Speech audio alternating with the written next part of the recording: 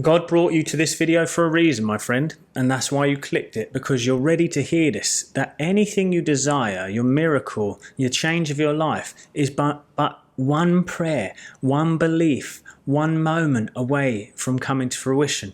Now, the interesting point that I want to bring to you is, in prayer, it's about claiming, it's about getting into the right state of being, but it's also about making that decision, because what we ask for in prayer and believe is already asked, so it shall be. So getting into that decision-based state where it is done, where the thing that you want is already yours, that's what we do. So prayer is not effective when we're asking. Prayer is not effective when we are needing.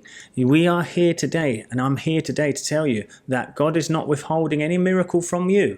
You are withholding it from yourself by becoming tight, scared, and needing of such things. Now, I say this humbly in front of you, my friends, not as someone who is the ultimate awakened man, but I'm here saying it that I've been there, I do it still sometimes, but every time I let go, every time I stop striving, something wonderful happens. I'm away now, when you're seeing this video, on holiday for 2 weeks. I will not work. There is me. I have a small team that handle admin stuff, but there is me. Without me, there is no business, there is nothing. But I will not work, because God is the CEO of my business now. God is the source of my good. God is the source of all things. I've convinced myself deeply of these truths so that they may come to be. Joseph Murphy, the greatest teacher on the connection between God and the subconscious mind, the deeper mind within ourselves, claims that what you lay into your subconscious mind and hold to be true and believe to be true must express. So as I claim these divine truths through the grace of God, not thinking that I am God, but thinking that God is within me, working through me, around me, through all things, now I can start to achieve everything I want, because if God be with me, who can be against me?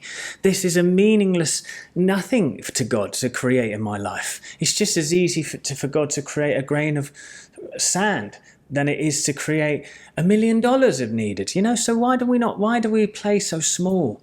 You need to start to play bigger, my friend. You need to start to believe that you can be healed. You need to start to believe that you can have anything that you want, because all life is an idea in the mind that is then reflected onto the screen of space. It is waves of light that are transformed into matter. We are waves of light transformed into matter. Go down deep enough, keep going through the cells, to the atoms, to the energy, to the light. Oh, there it is, where light forms expressed. It's just what we were told. So know this, you are a wonderful divine being, able to create anything, and God's been wanting to tell you this for so long now, but we keep fighting against our own divine truths. And what happens is we get torn from here to here, and that's why I say the only devil in this world is fear, because fear is like the snake in the Garden of Eden.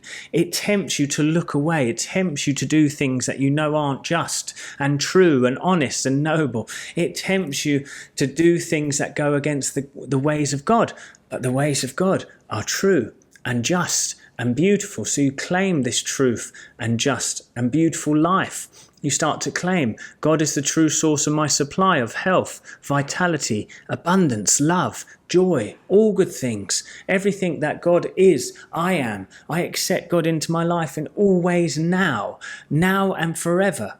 And we start to really enjoy these wonderful truths, that there is a beauty within that power.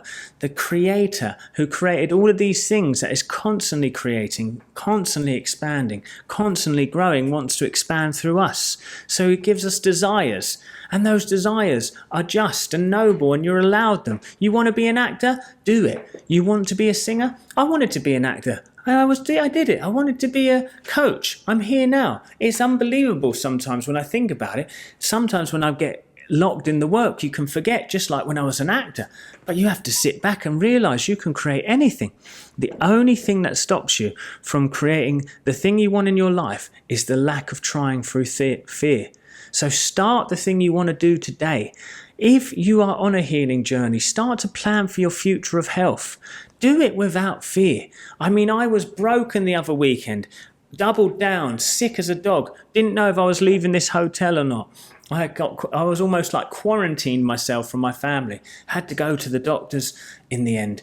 because that's what I do. I knew I had to travel. I knew it was probably likely a bacterial infection. My prayers were answered. I needed antibiotics. 2 days later, I'm better. What a gift from God. This is the truths of God. Now, could I have healed it myself? Yes, but I needed to travel 5 days later, so I didn't want to go through the 7 days of internal healing if I could get some help, because God said, I will help you. It's the story. You must know this. God will always help you, but not in the ways that you always want him to help you.